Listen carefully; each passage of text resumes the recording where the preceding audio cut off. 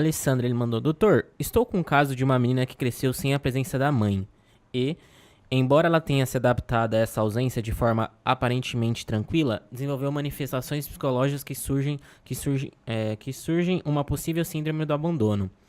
Curiosamente, essas manifestações chegaram a se expressar por meio de convulsões, desencadeadas especificamente por estímulos visuais de jogos em primeira pessoa. Atualmente ela está sendo medicada. Deixa eu só ver o nome do remédio, que ele tinha mandado errado aqui. Peraí. O nome do remédio é Depakote, tá? Encontra-se estabilizada. Mas estamos nos aproximando do processo de desmame da medicação, o que tem gerado bastante apreensão. Gostaria de saber quais cuidados ou estratégias o senhor recomenda para conduzir esse desmame de forma segura, minimizando o risco de recaídas ou reações intensas. Uma coisa muito doida, né? Um belo dia da vida passou um episódio de Pokémon no Japão. Do Porygon. E uma galera convulsionou. Um monte de molecada convulsionou. E aí a gente sabe que tem algumas epilepsias, algumas crises convulsivas que elas são desencadeadas pelo fotoestímulo. Então a pessoa tem o defeito e o estímulo visual gera crise. Nesse caso, o estímulo visual foi tão maluco, tão fora do padrão normal que a humanidade está acostumada, que gerou crise em quem não tinha epilepsia. Sim, e aí é por isso que até hoje tem, né? Alguns, quando você começa a ver algumas coisas, tem lá, isso tem em estímulos, tem fotos. Também bastante.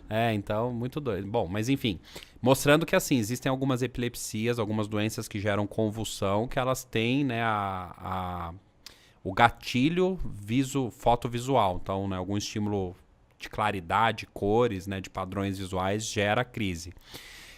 E aí, respondendo essa pergunta especificamente, né, o Depakote, que é um antiepilético, ele tem que ser tirado devagar se a pessoa já tem um período muito grande de tempo sem crise e tem exames de segurança mostrando que está tudo bem. Aí você pode tentar o desmame devagarzinho, né? Vai reduzindo dose até tirar. É que vai depender muito do peso da pessoa, da dose que usa, né? Há quanto tempo está sem crise ou não. Tá. Mas é uma forma que dá para fazer sim, né? Com segurança e se o neurologista, né? O neuropediatra indicou a retirada, né? Que eles têm que sim ficar confiantes e fazer a tentativa. Legal. Seguir a orientação do médico. Eu acho que o receio, né? De quem sofreu muito e agora tá bem... Pô, eu vou tirar essa medicação que tá me fazendo tão bem. Eu acho que o próprio Betão, ele é um exemplo vivo de que no momento certo, você sendo orientado a parar as medicações, é porque já deu certo, né, cara? Você não vai ter recaída da forma que ela tá com medo. Mas eu não parei não, tá? Não parou? Não. Eu tenho alta do toque por uma questão clínica, por estar 100% funcional. Mas eu não tenho o menor... Por isso é uma parada interessante também que o doutor estava falando. Sim. Esse preconceito com a psiquiatria de uns 200 anos atrás, mano, não cabe mais hoje. Porque os antidepressivos hoje, os modernos, me corrija se eu estiver errado, eles têm um portfólio de benefício que eles causam para o corpo. Porque ajudam na neurogênese, porque fazem neurogênese onde não haveria...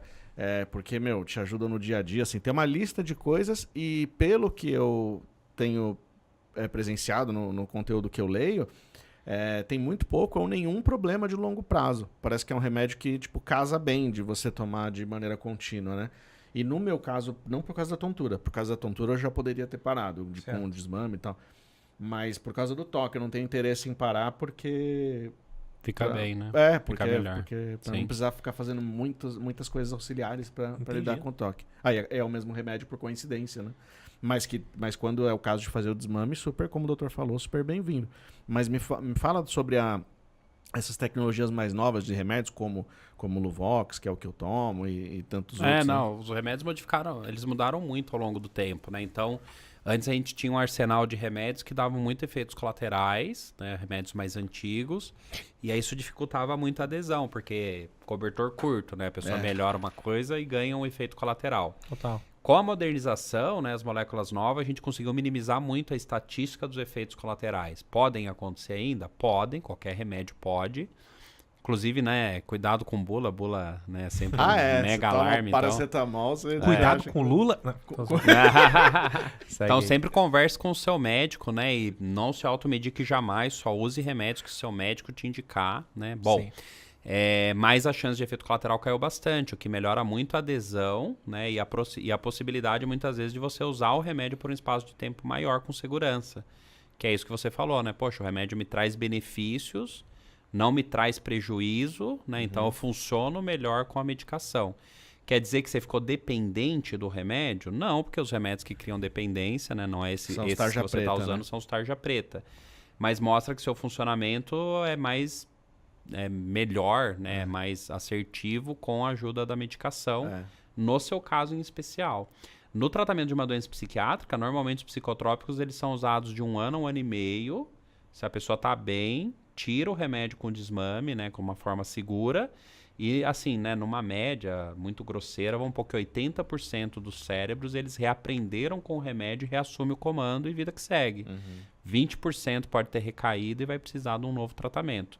Sim. Mas aí, aqui varia muito da doença, da gravidade da pessoa, né? Uma forma muito grosseira da gente enxergar essa estatística. E a relação dos antidepressivos mais novos com evitar doenças tipo Alzheimer, demência? Existe isso, não existe? É muito novo ainda, né? Assim, pode ser, né, que alguns antidepressivos eles mostrem ao longo, né, de mais tempo que diminui a chance de demência, né, e de doenças cognitivas no futuro. Mas é uma coisa muito incipiente ainda, porque são estudos que precisam de tempo, né? 5, 10, 20, 30 anos de observação.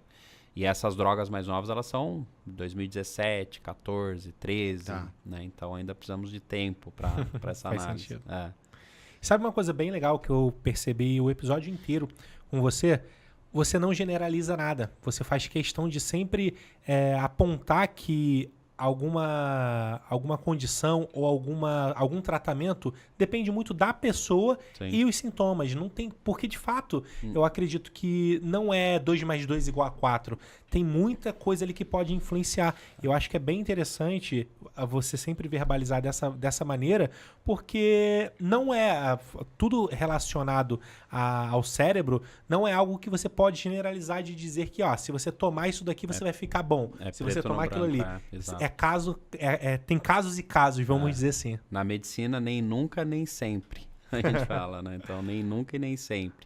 Porque não é uma ciência exata, né? Exatamente. Perfeito. Aí entra a individualidade, né? O ser humano por trás da doença, né? Então, Platão, Sócrates, não sei quem que falou lá, outros filósofos antigos, inclusive vamos falar de filosofia ali pelo jeito, né? Mas era isso, né? O mais importante pro médico é conhecer a pessoa que tem a doença e não a doença, né? Então, a individualização, a humanização, né, da medicina. Perfeito. E aí, vamos descobrir o que é o problema mente-cérebro? O Bedu falou que mandou no seu WhatsApp aí. Problema mente-cérebro ou problema mente-corpo é uma questão central na filosofia da mente e na ciência, que se refere à relação entre a consciência, a mente e o cérebro, o órgão físico responsável pelos processos mentais. Cara, bem aquilo que a gente tava falando, né? Do software hardware, né? Então, como é que eu tenho uma questão química gerando a minha percepção de realidade? Eu tenho conversado muito isso com a minha IA. A realidade existe mesmo, e aí a gente já entra aí nas teorias Matrix da vida, né? Muito doido. Muito legal. Um tema bom para um próximo vídeo meu. Com certeza. Vou me aprofundar ao assunto. Aí, valeu, Bedu. Valeu, Bedu. Boa. Eu acho que a gente falou um pouco sobre isso, né, de uma forma diferente, mas a gente acabou abordando esse tema. Então, né, se você for ver a fundo, você tem moléculas químicas criando a sua percepção de realidade, né? O que você sente, o que você cheira, o que você ouve, né? Muito doido isso. E eu acho que isso aqui cabe muito, né, aqueles testes de pílula... Como a gente fala? Aquela pílula de farinha que você toma... O placebo, perfeito. Como é que uma porcentagem melhora com a pílula de farinha, né? Exatamente. Exato, né? Não, e você pega a psicose, né? Que a pessoa rompe com a realidade. Para ela, a realidade é aquela, né? Então, um delírio, né? Que é uma alteração do conteúdo do pensamento, a pessoa acha que ela é, sei lá, que ela tem poderes. Ninguém vai conseguir convencer ela do contrário. Você pode mostrar uma apresentação para ela, chamar o cara da NASA para falar e tal. Ela não. A realidade dela é que ela tem poderes. Então, ela tá destoando, né? Ela tá fora de sintonia com o que a gente considera realidade. Mas se é real para ela, não é uma realidade pra ela. Então é muito... Sim, sim. E É até isso porque aqui, né? muito provavelmente ela deve visualizar ela mexendo uma garrafa. É Então como é que você vai dizer que ela não tá mexendo se ela tá vendo ela mexendo? isso. Muito louco, muito louco, É, mas os- interessante ao mesmo tempo. Pergunta do Alok aí pra ele. Pra gente Ah, poder finalizar. vou perguntar, porque eu tô vendo se o Bedu ficou satisfeito aqui. Mas acho que de qualquer forma o doutor vai fazer um vídeo depois. Doutor, sobre o Alok é o seguinte, acho que o Alok ter te procurado pra tratar uma tontura, acho que foi um marco, né, na sua história também, no seu portfólio. Queria que você contasse como que foi esse approach. E eu tenho uma curiosidade muito particular, porque eu li algumas entrevistas que ele deu a respeito e ele não falou qual é o tipo de tontura que ele tem. E eu não sei se ele autoriza falar Sim. ou não, mas eu fiquei curioso. Não autoriza, meu. Ele, inclusive, o Alok é um cara super do bem, né? É muito inusitado isso, porque normalmente o médico, quando atende, né, uma celebridade, e não é super dá pra entender, a celebridade ela quer sigilo, né? Sim. Ela quer privacidade, ela não quer às vezes abrir aquela temática e tudo mais. E o Alok do contrário, né? Ele já veio com o movimento dele me convidar pra fazer um vídeo. Eu falei, legal, nossa, velho. Que maneiro, cara. muito diferenciado. Não, eu quero ajudar também pessoas que estão passando por isso imagina e tal. quanto não- E ele foi uma inflamação do nervinho do labirinto, chama neurite vestibular. Então é quando o fiozinho aqui que liga o labirinto ao cérebro inflama e veio a TPPP junto, que era o que estava levando ele a sofrimento, né? Era a TPPP a grande questão e a neurite vestibular foi meio que o pontapé Tá. para aquilo começar. E aí, graças a Deus, performamos o tratamento 100%, vida que segue, né? Inclusive, algumas semanas atrás, conversei com a Romana, de um paciente comum que a gente tem, que é a esposa dele, que é médica tricologista. Legal. E ela falou, nossa, ele tá zerado, né? 100%, graças a Deus. Que da hora, velho. Então, e ele falou, eu queria abrir essa luta, né? Ele fez um vídeo comigo, né? Que ele pediu pra gravar inusitadamente. E lá ele fala, né? Ele explica isso, né? De, não desiste, busca ajuda. Porque chegou pra ele também essa mensagem, né? De, Sim, não tem que fazer, é isso, vai ter que conviver com isso. total, velho. E ele começou a parar de performar no trabalho, começou a desmarcar shows e tal. E, poxa, era uma situação com tratamento, né? Como a esmagadora maioria das doenças que geram tontura. Que legal. E ele adquiriu vida normal. Mas foi muito legal que ele apareceu lá com segurança, parecia, nossa, parecia presidente, assim. Segurança, motorista, né? E aí você pensa, nossa, o cara deve ser, né? Sei lá, Arrogante. nossa. Cara muito legal, ele é esposo, uma energia muito boa, assim, sabe? Pessoas bem iluminadas, bem diferentes, assim, sabe? Eu nunca Você o vê que é um conheci pessoal do bem, pessoalmente, sabe? mas Muito do ele é muito amigo de muita gente lá do Flow, né? Eu trabalhei lá. Cara, todo mundo que Fala super bem, conhece ele, assim, diz que ele é um cara Não, espetacular, surreal, espetacular. Inclusive, a Loki, queremos você no Hype Talks. Pô, ia ser Boa. ia ser Vamos muito mandar foda, um Loki. salve pra ele lá. Ah, o Ia ser doutor muito fala com foda, ele. cara. Cara, eu acho muito legal, né? Porque, olha aí, a importância de você se preocupar, de fato, em passar uma mensagem. Eu acho que o que fez ele querer gravar o vídeo é que ele entende o tamanho que ele tem e o quanto isso pode levar uma mensagem positiva para várias pessoas que pode estar sofrendo a mesma coisa e não sabia que tinha uma solução, sabe? Então, assim, o cara... Só por ele pelo seu relato, fica claro pra mim que ele é uma pessoa diferenciada. Muito do bem. É muito foda isso, cara. É muito importante. É muito legal. Por mais A pessoas iniciativa assim, que ele né, cara? teve, exato, né? Essa preocupação com o bem maior, né? De, poxa, ele Total. abriu alguma coisa dele, uma intimidade, mas pra ajudar vidas por aí, né? Isso é muito legal. Sim. Ué, tu curtiu o conteúdo que tu acabou de assistir? Então deixa teu comentário aí, curte e compartilha com teus amigos pra geral ficar no hype. Não esqueça de seguir @HypeTalksBR em todas as redes sociais. Valeu? Tamo junto e até a próxima.